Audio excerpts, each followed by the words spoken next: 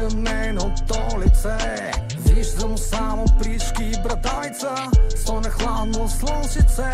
Да, това е голата пиявица. Търся нейното лице, виждам само пришки и брадайца, стоя хладно слънчице.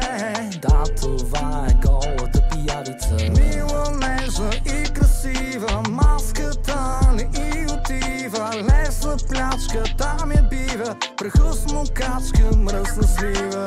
Търся нейното лице, виждам само пришки и брадайца, стоя хладно слънчице. Да, това е голата пиявица. Пакова нишка, вредният мъх, ходи на каишка, моля се за дъх. Знам, че си мишка, търсим плъх. Oh, yeah.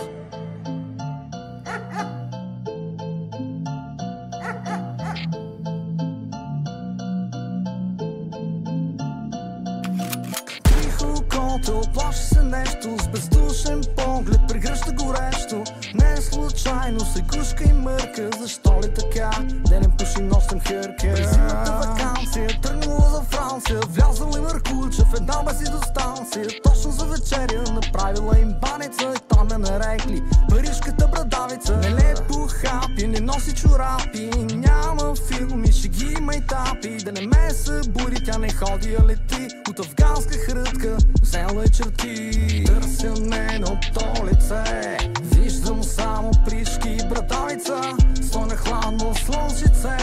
Да, това е голата пиявица. Пакова нишка, вредният мъх, ходи на каишка, моля се за дъх. Знам, че си мишка, търсим плъх. Oh, yeah. Търся нейното лице, виждам само пришки и брадайца, стоя хладно слънчице. Да, това е голата пиявица. Тази поза не я обесява, ходи боса, ако не те подковава. Един ден някой деликатно я уволни, на голата пиявица ходилата са оглоскани. Търся нейното лице, виждам само пришки и брадайца, стоя хладно слънчице. Да, това е голата пиявица. Пакова нишка, вредният мъх, ходи на каишка, моля се за дъх. Знам, че си мишка, търсим плъх. Oh, yeah.